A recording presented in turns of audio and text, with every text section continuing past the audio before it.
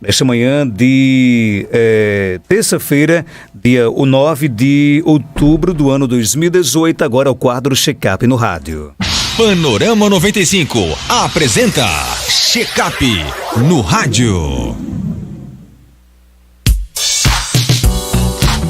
Check-up no rádio hoje com o Dr. Beliso Neto, médico geriatra, e participa toda terça-feira aqui do nosso quadro, do nosso programa Panorama 95. Dr. Beliso, bom dia. Bom dia, Marcos, bom dia, ouvintes, internautas. Prazer mais uma vez participar do Panorama 95. Hoje para falar de um tema que com certeza preocupa bastante, que é quedas, né? O idoso, até pela própria idade, ele está muito propício, por exemplo, a cair. Está muito mais vulnerável, né? Ele está muito mais propício. O paciente idoso, ele tem uma coisa que nas outras faixas etárias não é tão lembrado, não é tão reforçado, que são as questões, que é a questão da queda. Porque o paciente idoso, além de cair, ele fratura. Ele tem o seu osso mais frágil, ele tem várias doenças que favorecem a quedas, ele tem uma alteração de equilíbrio, de marcha, que todos se juntam, se somam para deixar o idoso mais vulnerável à queda. E queda na pessoa idosa é uma questão de vida ou morte. A gente sempre diz que é uma fatalidade quando o idoso cai. A maioria das pessoas que caem na terceira idade, elas não fraturam, mas pelo menos 30% das pessoas que caem, elas têm algum grau de fratura. E 95% dessas pessoas, elas têm algum prejuízo na sua vida. 95% de pessoas que caem tem algum prejuízo. Seja ele prejuízo psicológico, ela volta com muito medo de cair, o transtorno fóbico pós-queda, o medo de cair depois de uma queda no paciente idoso é uma entidade que é lenta de tratamento, ela tem uma reabilitação lenta, trabalhosa, e que o paciente idoso sofre muito isso, ele perde capacidade funcional, ele perde independência. Então, 95% eles têm desde problemas de ordem psicológica para manter o equilíbrio até fraturas, e dessas fraturas podem acontecer fraturas em ossos grandes, ossos importantes como o fêmur, e isso gerar o óbito. Quando não leva o óbito, ela gera uma incapacidade, às vezes transitória, mas na maioria das vezes uma incapacidade permanente. Por isso que falar de queda é um assunto muito importante nessa faixa etária, dada a sua consequência, dadas as suas complicações depois do evento. Agora, grande parte dessas quedas acontece na própria casa da pessoa, no ambiente doméstico? Marcos, assim, a maioria das quedas elas acontecem no ambiente domiciliar. Vale lembrar que o ambiente externo, o quintal, a calçada, o caminho que ele percorre para fazer qualquer atividade, também são pontos que a gente deve levar em consideração. Mas o ambiente doméstico é o principal lugar onde ele cai. E o idoso, ele cai principalmente no ambiente doméstico por fatores intrínsecos, por causas de ordem dele mesmo, por doenças, por exemplo, doenças visuais, ele não enxerga direito e tropeça em algum canto. Eles caem por deficiência na função do equilíbrio, então eles têm dificuldade de se manter equilibrado, uma labirintite, por exemplo, uma tontura, uma fraqueza nas pernas, perda de massa muscular. Eles caem por esses fatores intrínsecos, caem por diabetes, caem por algum medicamento que está tomando, caem por inúmeros fatores intrínsecos inerentes à própria pessoa. Mas eles caem também por fatores extrínsecos, que são aquelas medidas de segurança que a gente sempre passa para os ouvintes, que as pessoas sempre têm que ter em mente, da casa segura, de ter poucos móveis no meio da casa, de não usar tapete, de adequar o banheiro para que o idoso não tenha risco de cair durante o banho. O banheiro piso liso pode favorecer uma queda, de ter cuidado quando vai levantar, de passar um tempo tempinho, pelo menos 30 segundos antes de sair andando. O calçado é muito importante. Então são medidas extrínsecas que não são inerentes ao próprio idoso, que devem ser tomadas, medidas de segurança do ambiente externo. Mas vale lembrar que o principal fator causador de queda é o fator intrínseco. É a visão que não funciona, é a doença que está maltratada do equilíbrio, é as pernas com artrose, os pés com deformidades em virtude de joanetes, é o músculo da perna que está frágil. São esses fatores que devem ser abordados e tratados para evitar essa complicação, a queda que pode, algumas vezes pode levar o paciente a uma fratura de crânio, de fêmur, e em 95% das vezes deixar ele com alguma sequela. Nossa amiga Maísa, lá do bairro Mainar, tem uma pergunta aqui para o Dr. Belísio. Maísa, bom dia. Bom dia, Marcos. Bom dia, doutor Belísio e ouvintes. Doutor Marcos, meu esposo tem 70... Doutor Marcos, doutor Belísio, meu esposo tem 70 anos. Ele pesava 86 quilos, hoje está com 58. Ele teve uma perca de peso muito grande, assim, repentinamente, uma diarreia durante 6 meses e meio, crônica. Foram feitos vários exames, tomografia, colonoscopia, tudo. Aí veio suspeita de câncer, graças a Deus. Não foi confirmado, mas a biópsia deu uma coisa, a tomografia deu outra, e assim, meu marido foi internado 2 vezes no Hospital de Seridó, e a última vez que ele saiu, doutor, ele começou a inchar, a primeira perna esquerda, quando ele saiu do hospital, e há 3 semanas atrás ele está inchando direto as 2 pernas. O que seria isso? E aí, doutor Belísio, um abraço forte, Maísa. Mandar um abraço pra dona Maísa, aproveitar e mandar um alô pra turma que tá tirando leite lá no curral, Adriano, Manel, é o pessoal lá do sítio que sempre fica escutando. O sítio lá? O Algodão. Um abraço pros amigos do sítio Algodão. Lá em São José. Então eles pedem sempre, esqueci, ele deu um toque aqui no celular. Bom, então o porquê que o esposo de Maísa, com 70 anos, que perdeu alguns quilos durante uma diarreia, foi internado e saiu com edema, com inchaço nas pernas. Existem inúmeras causas da gente inchar as pernas, principalmente depois do internamento. Uma das coisas que a gente sempre, quando passa a visita na UTI com os familiares, eles perguntam: doutor, mas por que meu pai está mais inchado? Os braços dele estão inchados, as pernas estão inchadas. Primeiro, o paciente que está internado, ele está sempre com acesso venoso, ele está sempre com a veia, uma veia pega, né? Então ali o fato de furar já incha um pouquinho. Tá colhendo exame toda hora, então incha mais. Ele tá sem atividade para poder circular o sangue, favorece. Ele está sempre com hidratação, às vezes o cálculo do que está sendo colocado para a veia de hidratação é maior do que o que ele está perdendo na urina ou nas fezes. Então, o paciente internado tem esses fatores de risco para inchar, para fazer edema, principalmente nos membros inferiores. Então, a imobilidade, o fato dele não andar, isso prejudica o retorno venoso e favorece a ficar inchado. O fato de ser muitas vezes hidratado mais do que perde, né, na urina, o balanço hídrico acumulado, que a gente chama, ser positivo, e muitas vezes está com quantidade de líquido no corpo aumentado, mas pode ser alguma doença que ele teve bem espoliado. Eu acredito que ele, não sei como é que estava o estado nutricional dele, desnutrição também incha os pés. Outra causa comum de inchar os pés são as doenças cardíacas, a insuficiência cardíaca, as doenças no rim, a doença renal crônica. O rim é quem filtra o nosso sangue e coloca o excesso de água para fora, então doença no rim pode atrapalhar e a gente ficar acumulando líquido.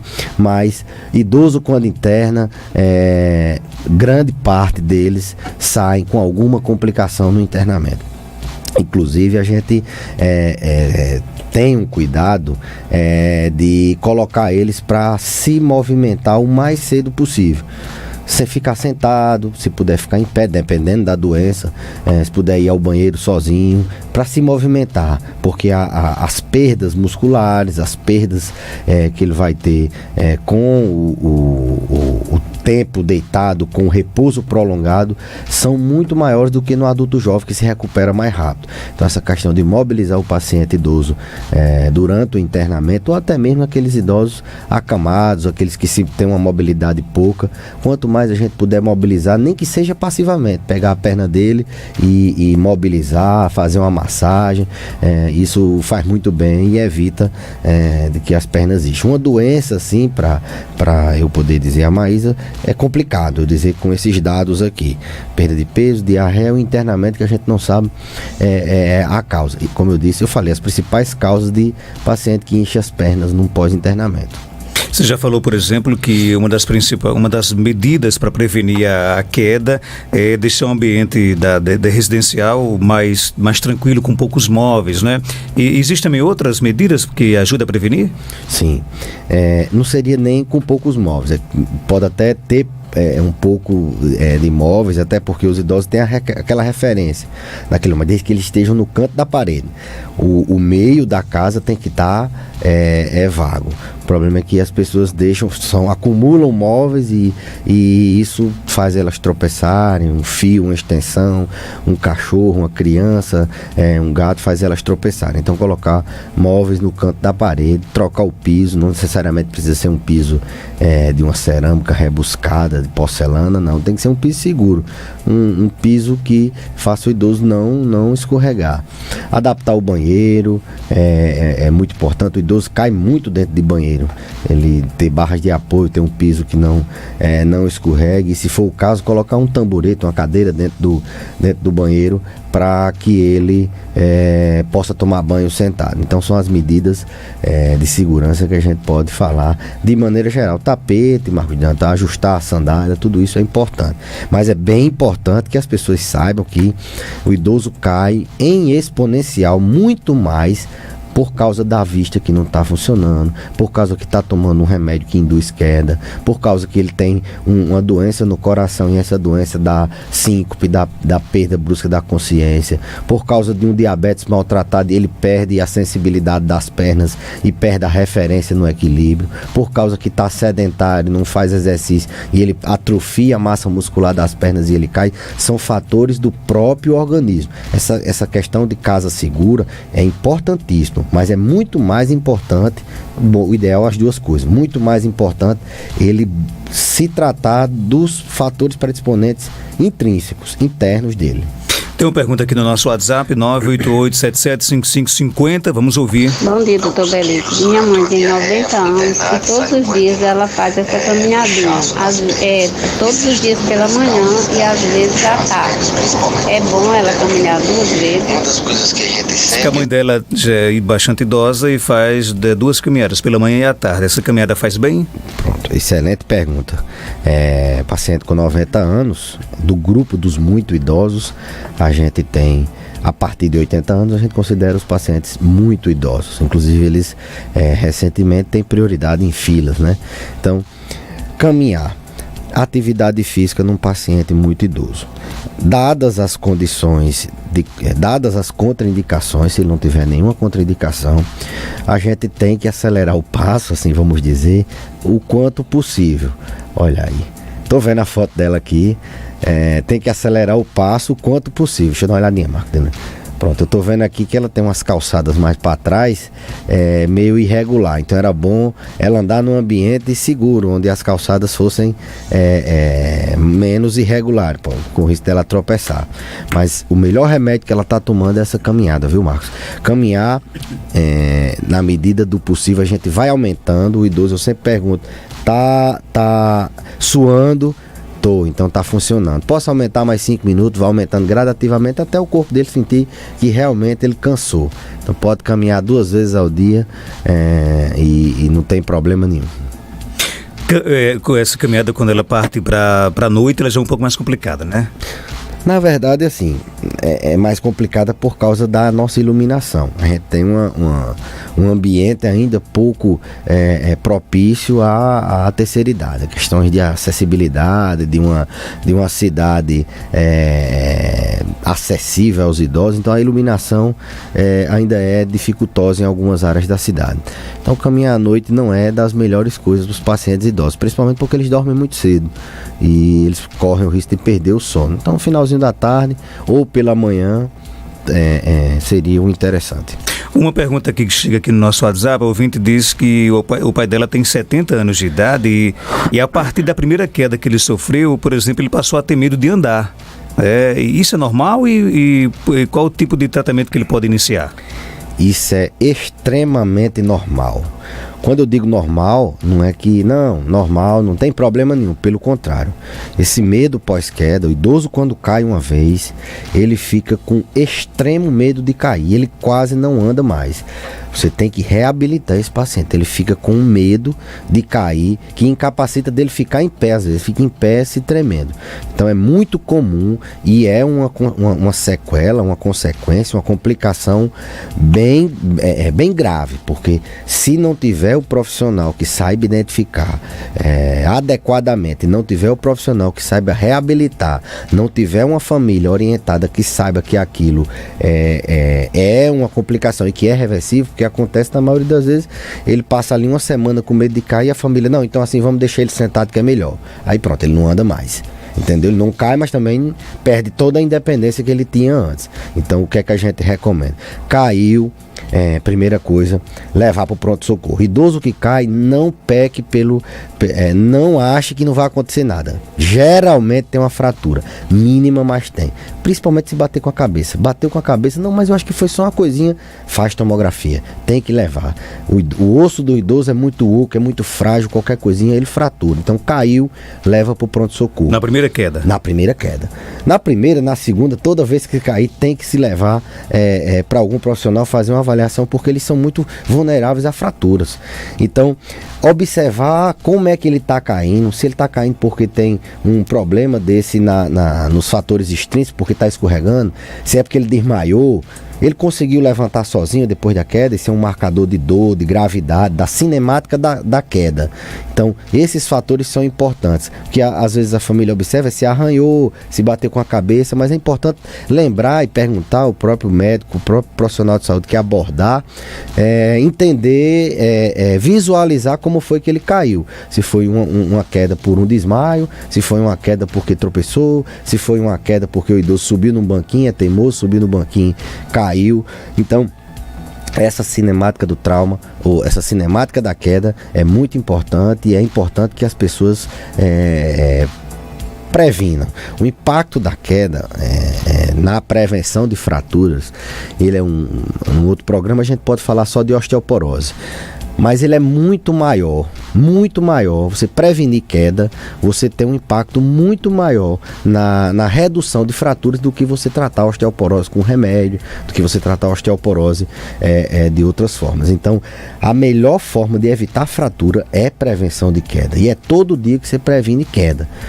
Fazendo tudo, corrigindo esses fatores intrínsecos e transformando sua casa segura. Saiba que 30% dos idosos, depois de 65 anos, e quase 50% deles acima de 75%, eles caem pelo menos uma vez um ano. E quando ele cai uma vez, o risco dele cair é muito maior.